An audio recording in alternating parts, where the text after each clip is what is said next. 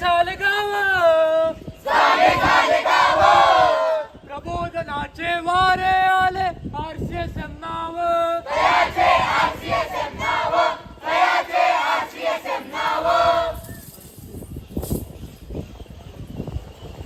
श्रीमंत योगी श्री श्री श्री राजर्षी छत्रपती शाहू महाराजांना मानाचा मुजरा.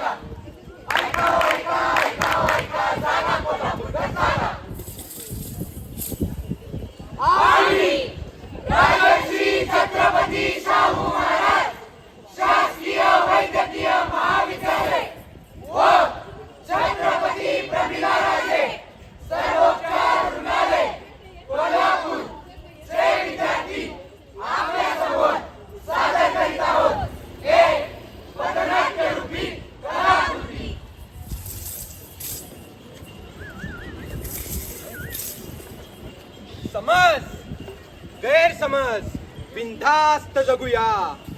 अफवांचा बाजार. गावाच्या चौकात राजू आणि बंड्या बोलत असतात. बंड्या भीतीने थरथरत असतो. अरे राजू, मी संपलो. मेगा एड्स असलेल्या माणसाला हात लावला आहे म्हणजे आता मलाही एड्स होणार का? अरे माझे जवळ नको येऊ, मला पण होईल. अरे मूर्खांनो, एड्स हात लावून होत नाही. मग कसा होतो? एड्स हा असुरक्षित शारीरिक संबंध, संक्रमित रक्त किंवा एका सुईच्या अनेक वापरामुळे होतो. पण स्पर्शाने, मिठी मारून, एकत्र जेवून किंवा शेजारी बसून होत नाही. म्हणजे मी उगाचच बंड्याला लाथ मारली.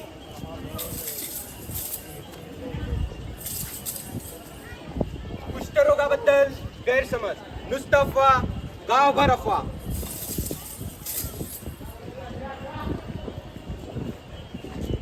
अरे दूर जा, तुला तर कुष्ठरोग आहे ना. थांबा, तुम्ही सगळे चुकीचं समजताय. डॉक्टर, कुष्ठरोग म्हणजे हातपाय घेऊन पडणारा रोग ना. नाही रे बाबा, हा एक जंतू संसर्गजन्य आजार आहे आणि योग्य औषधोपचारांनी तो पूर्णपणे बरा होतो. शिवाय तो स्पर्शाने लगेच होत नाही. म्हणजे हा माणूसही आपल्या बरोबर राहू शकतो. हो, पण त्याला योग्य औषधोपचारांची गरज आहे.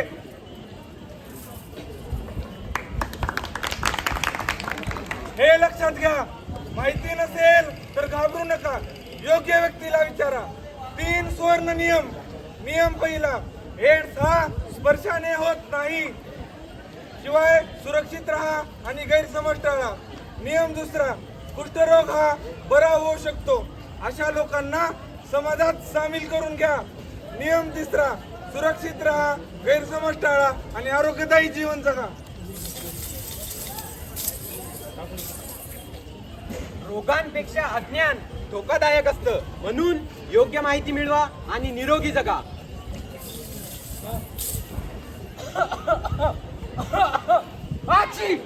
अरे सुमित, तुला शिंकताना तोंड झाकायचं नसतं का रे? अगं सर्दी खोकला तर आहे, त्यात काय एवढं. आज आहे उद्या जाईल. अरे तुला माहित आहे का, माझा शेजारचा बंड्या असाच होता. त्याला ताप झाला आणि त्याच्यामुळे अर्ध्या गावाला ताप झाला. अहो ते काही नाही, असं चालायचं. काय झालं? कोणीतरी म्हणालं काही होत नाही, पण हे चुकीचं आहे. रोग पसरतो पण लोकांना काळजीच घ्यायची नाही. अहो डॉक्टर, या सुमितला काहीतरी समजावा. याला ना काही ऐकायचंच नसतं. अरे सुमित, तुला माहितीये का, शिंकणं, खोकणं, न हात धुता गोष्टींना हात लावणं, याच्यामुळे कोणते कोणते आजार पसरतात ते. नाही माहित. सर्दी, ताप, क्षय म्हणजेच टीबी, कोविड आणि हगवण सुद्धा लोक एकमेकांना हात लावतात, वस्तू शेअर करतात. याच्यामुळे बघता बघता अर्ध गाव आजारी पडतं. म्हणूनच तर मी चहा प्यायच्या आधी 5 वेळा हात धुतो. अहो काका, मग चहा थंड होत नाही का? पण किमान डॉक्टरांकडे जावं लागत नाही. डॉक्टरने सुमितला खूप समजावलं, पण सुमितच्या डोक्यात काही फारसा प्रकाश पडलाच नाही. आता येत आहे रोगराई एक्सप्रेस. पुढचं स्टेशन सावधगिरी.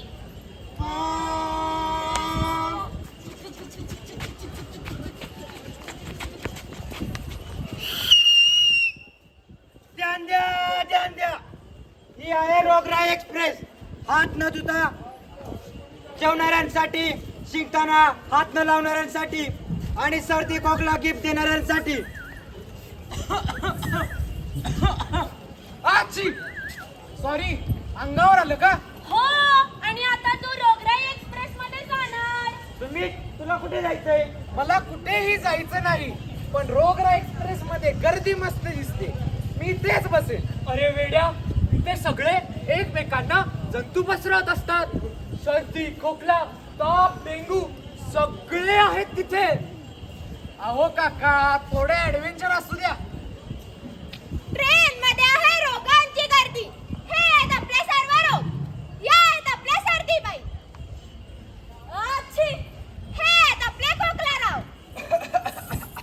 हे आहेत आपले ताप काका. हे नेहमी करमत असतात. आणि हे आहेत आपले हगवण भाऊ. बघेल तेव्हा नुसते बाथरूमच्या शोधात. इतक्यात सुमित धावत येतो आणि रोगराई एक्सप्रेस मध्ये चढतो. हळूहळू त्याची तब्येत खराब व्हायला चालू होते.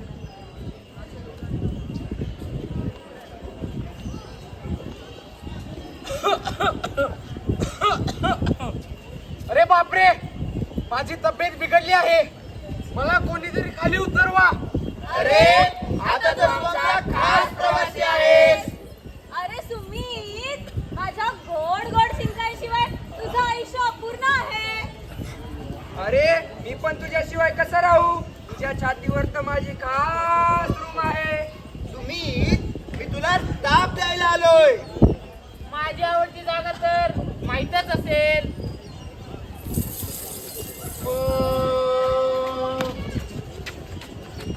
अरे सुमित, तुला किती वेळा सांगितलंय सवयी सुधार, नाहीतर आजार पण तुला गिफ्ट म्हणून मिळेल. अहो डॉक्टर, आता कळालं, पण मी पुढे काय करू?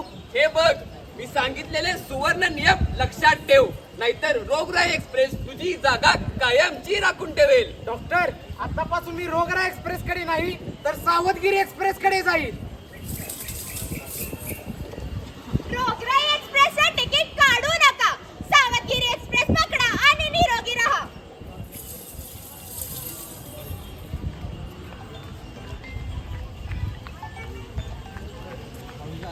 जमलो. अरे, मला पाणी मिळेल का? अरे, आणखी 2 फेऱ्या तर झाल्याच पाहिजेत. इतक्यात कुठे पाणी वगैरे पीत बसतो? अरे, रात्रीचा हँगओव्हर अजून उतरलाच नाही. अच्छा. अरे, मला रक्तदाबाचा त्रास आहे आणि डायबिटीज सुद्धा. माफी असू द्या. हा त्रास तर मला देखील आहे, पण मी माझ्या दैनंदिन जीवनात काही बदल घडून आणलेत. पण काय उपयोग होणार आहे बदल घडवून आणून? मला त्रास तर तेवढाच सहन करावा लागणार आहे ना. जरा जास्तच नाराज दिसताय आयुष्यासोबत. तुला काय सांगू बाबा. बरं ते जाऊ दे, तुलाही डायबिटीज असून तू कसं काय एवढा उत्साहित असतोस? अहो, आयुष्य कसं फुलपाखरासारखं जगायचं, उडायचं, बागडायचं आणि हसत मुखाने राहायचं. एवढं सोपं आहे होय ते? अहो, एवढा का ताण घेताय डायबिटीजचा? गोड पदार्थ, तेलकट पदार्थ खाणं एकदम बंद व नियमित व्यायाम करणं सुरू करा. सुरुवातीला व्यायाम करताना थोडा त्रास होईल, परंतु नंतर तुमचा दिवस सुखमय जाईल.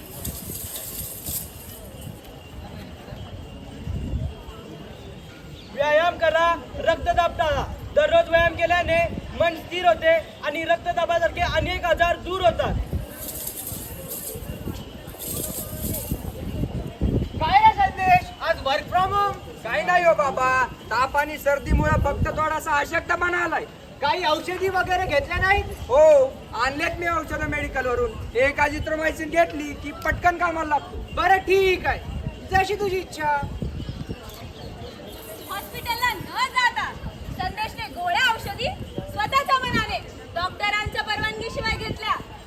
संदेशने गोळ्या औषधी मेडिकल वरून घेतल्या, पण त्याचा ताप काही बरा होईना. तो औषधी घेत राहिला तरी ताप वाढतच राहिला. 7 दिवस झोपून राहिल्यानंतर अखेर संदेशला जाग आली आणि आता तो हॉस्पिटलला आला.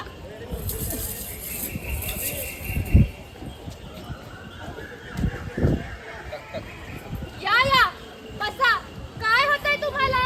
गेल्या 7 दिवसापासून ताप काय राहतच नाहीये. किती गोळ्या घेतल्या, किती औषधं घेतली तरी काय आरामच मिळेना. हो, ते मेडिकल वाले नाही का ते काय ते अँटीबायोटिक ते घेतलेले. कुठल्या गोळ्या?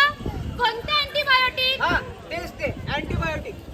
नेहमीच त्या गोळ्या घेत असायचो, पण यावेळी त्या गोळ्यांचा काही परिणाम झाला नाही. अरे बापरे, यावर उपचार करणं म्हणजे तुम्ही तर अवघड करून ठेवलंय. यावर उपचार करणं अवघड करून टाकलंय असं का? असं का म्हणत आहात डॉक्टर? अहो, याला अँटीबायोटिक रेजिस्टन्स म्हणजे अँटीबायोटिकचा प्रतिकार म्हणतात. अँटीबायोटिकचा गैरवापर केल्यामुळे आज तुमच्यावर ही परिस्थिती उद्भवली. डॉक्टरांच्या सल्ल्याशिवाय अँटीबायोटिक घेणं हे चुकीचं आहे आणि जीवाला हानिकारक ठरू शकतं. आता मी तुम्हाला काही टेस्ट लिहून देते, त्यानुसार आपण पुढील उपचार करूया. तुम्हाला कळलं इथे काय झालं? संदेशला सतत ताप सर्दी असताना देखील तो या सर्व गोष्टी हलक्यात घेऊन स्वतःच अँटीबायोटिक्स घेत राहिला. डॉक्टर सहसा अँटीबायोटिक्स देत नाहीत, कारण अँटीबायोटिक्सच्या अतिप्रमाणामुळे विषाणू त्यांचा प्रतिकार करतात आणि रोग हा वाढतच जातो. डॉक्टर गरज असेल तरच अँटीबायोटिक्स देतात, कारण अँटीबायोटिक्सचा कोर्स खूप महत्त्वाचा असतो. हा कोर्स पूर्ण न केल्याने अशी परिस्थिती उद्भवते. आज भारतात सुमारे 2 लाख लोक अँटीबायोटिक रेजिस्टन्स म्हणजेच अँटीबायोटिक प्रतिकारामुळे मृत्युमुखी पडले आहेत. जर सतत तुम्हाला ताप येत असेल तर त्याच्याकडे दुर्लक्ष करून स्वतःच मनाने गोळ्या घेऊ नका. शक्यतो डॉक्टरांच्या सल्ल्याशिवाय कुठल्याही गोळ्या घेणे टाळा.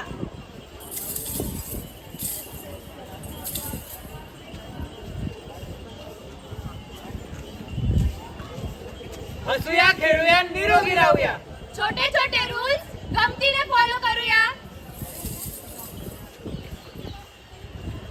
चला जाऊया स्वच्छता ठेवायला. धावत सुटूया जंतुरोगांना घाबरवायला.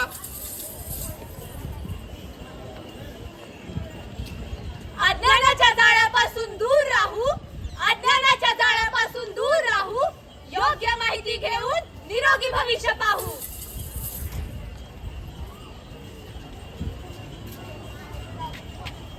कशाला वाया घालवता तुमचे आयुष्य? चांगल्या आरोग्यासाठी या स्वतःकडे लक्ष.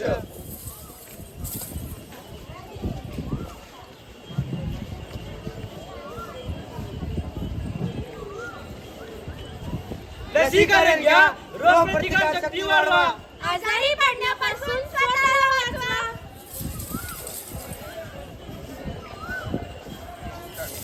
वेळ